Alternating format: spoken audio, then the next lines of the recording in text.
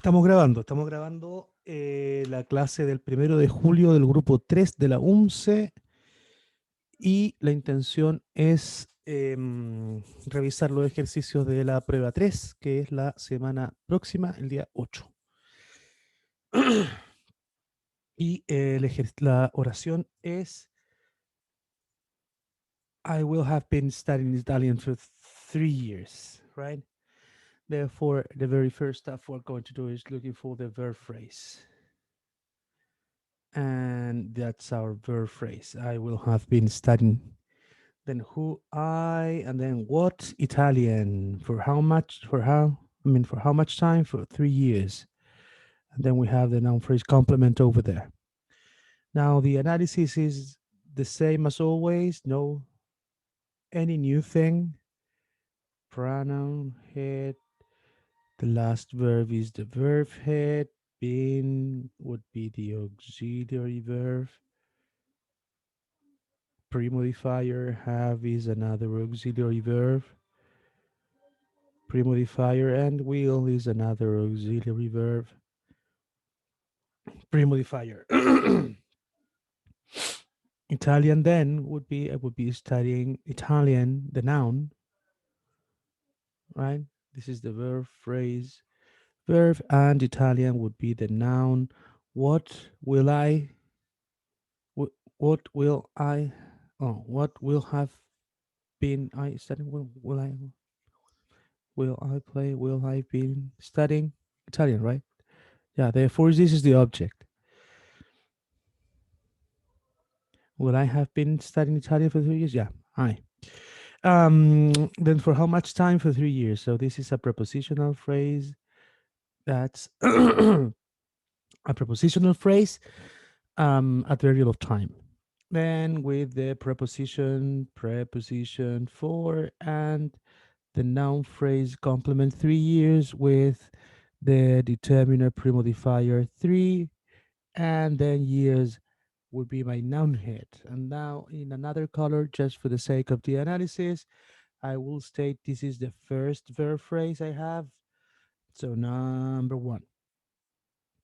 So inside of this, I have 3 different auxiliary verbs. So therefore, this is complex. Now letters, will, modal verb. Letter A, have been, perfective aspect. Letter B, verb B plus verb in ing. Letter C, right? Then as there's a modal verb, this is finite. And the main verb studying is in its ing form. Its name is present participle.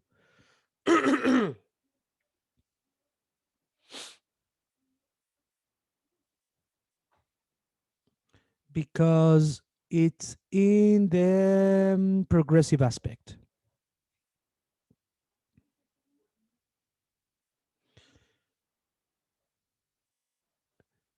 And the bare infinitive, or the base form in fact, is study.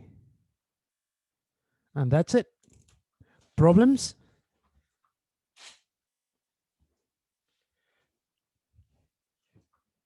¿Todo bien? Todo bien. Sí, Maravilloso. salió buena, gracias. Maravilloso. Vamos con la que sigue entonces.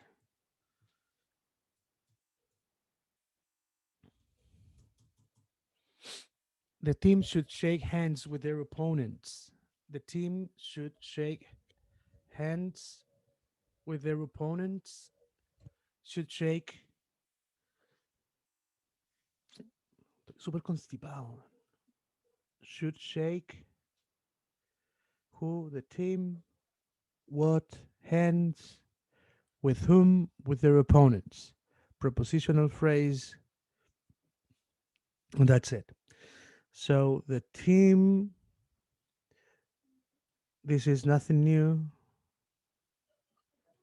Team, shake, should, auxiliary verb, premodifier.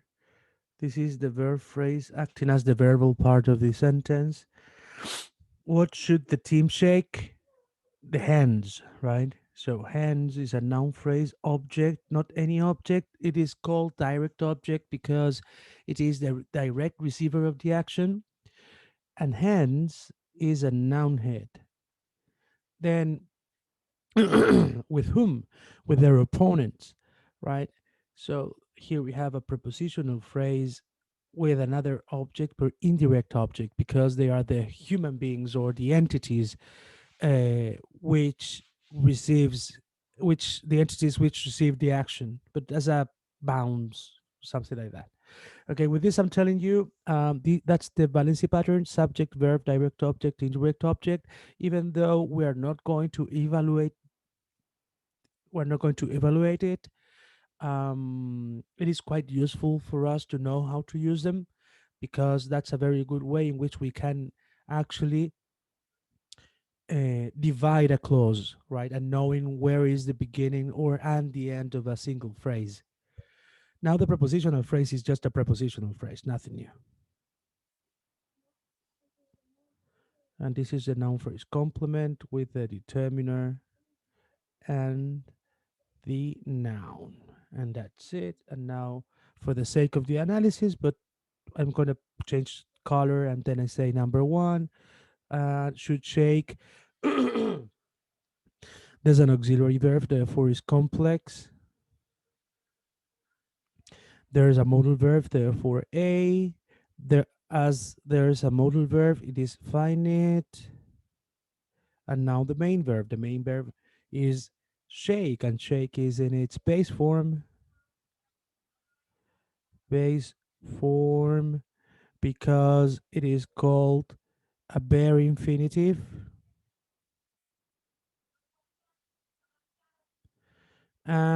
Because of the presence of the modal verb, therefore modality. And the base form is shake. And that's it. Any problem?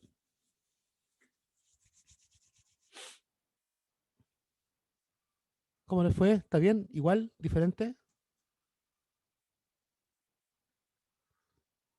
Me faltó poner el modality, Sí, recuerda que si tiene un modal verb, tienes que. Recuerda cuál es colocarlo. el proceso. Es la forma del main verb, cómo se llama esa forma y por qué tiene esa forma. Ya.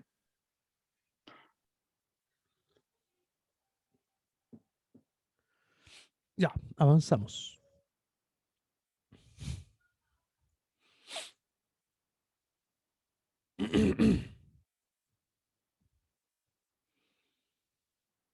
Ya, esta es diferente.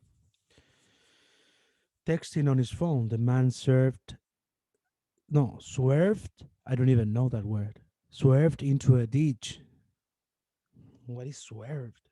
I don't know that. Um,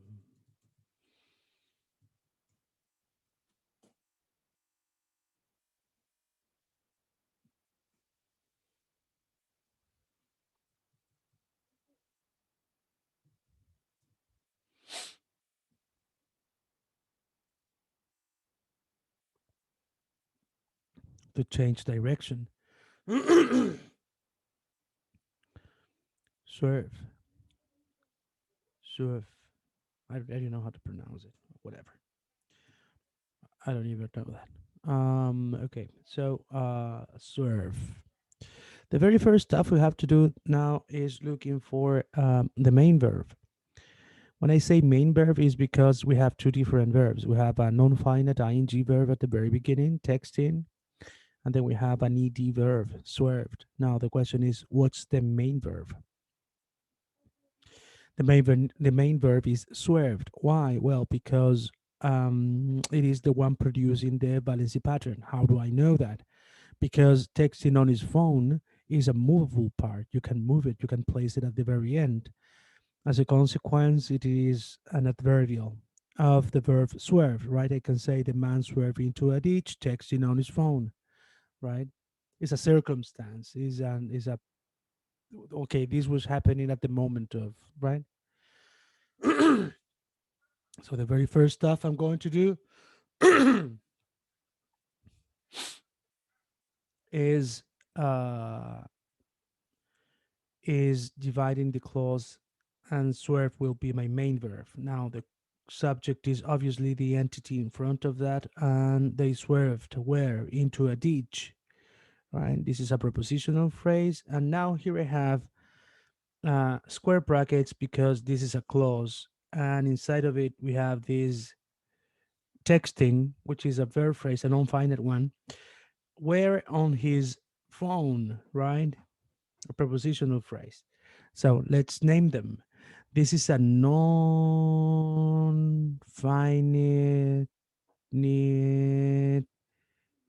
ing clause performing the role of adverbial. The man is my noun phrase subject. Swerve is my verb phrase verb. And into a ditch is my swerved. Where is a prepositional phrase adverbial. Now, texting is a verb phrase verb made out of the verb head texting and on. This is a prepositional phrase performing texting on where? On his phone. I would say it's an adverbial. It might be an object like what is no, is where is an adverbial. This prepositional phrase is a common prepositional phrase. Therefore, I won't do anything new.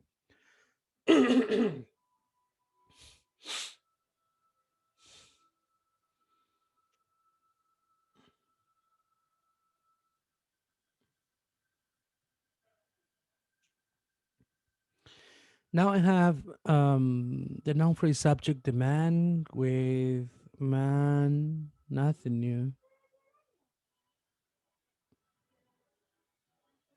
Swerved and into a ditch.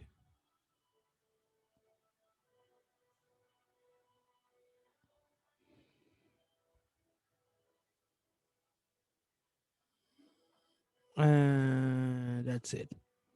I'm going to change color just for the sake of the analysis. This is number one, and this is number two. So, number one will be texting is simple. There's no modal, perfective, progressive, or passive voice. So, there is a hyphen there, nothing new. This is non finite.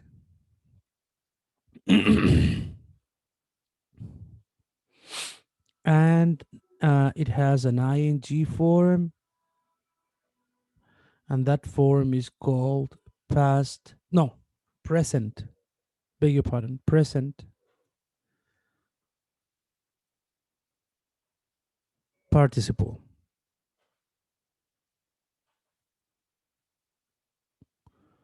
And the base form is text.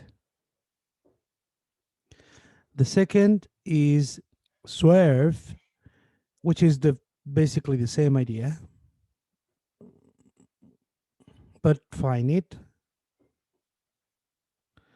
And here we have the ed form because it is past simple.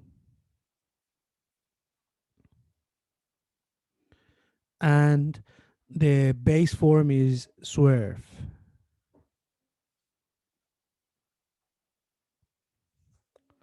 And that's it.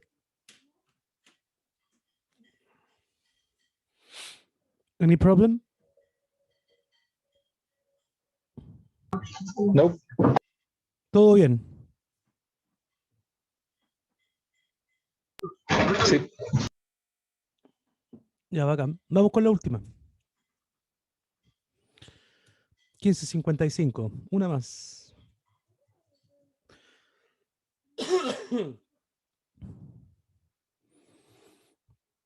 La misma idea que la de arriba, pero al revés. I brushed my teeth before leaving home, or before leaving home, I brushed my teeth. Therefore, the main verb phrase is brushed, who I wash my teeth when, before, round brackets. This is a phrase living home, and this is a prepositional phrase with a non-finite ing clause complement. Verb phrase verb. Living what? Home. Okay, let's do it. So this is my noun phrase subject, my verb phrase verb, my noun phrase. What did I brush? My teeth. Therefore, this is the object. And this is a prepositional phrase adverbial because I can place it at the very beginning. Nothing new. Preposition head, verb phrase verb,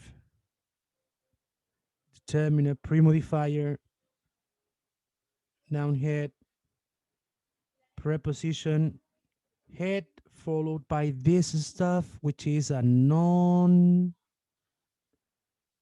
finite ing clause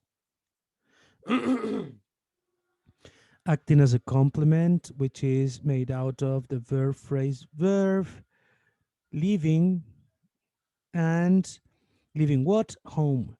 Therefore, the noun phrase object, noun head, home. Now, for the sake of the analysis, number one, I'm going to change color for this, and number two. So, number one would be simple,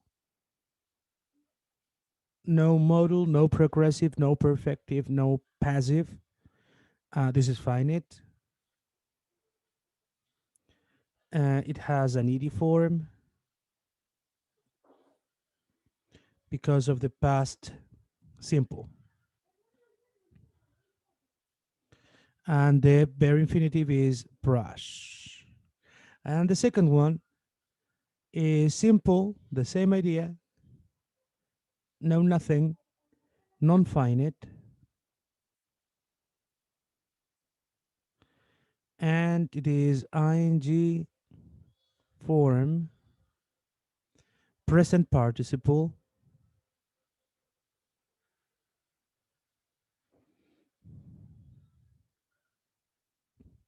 leave.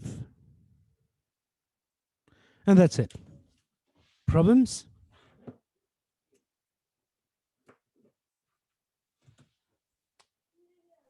Ahí en la prepositional phrase, el complement sería una clause entera.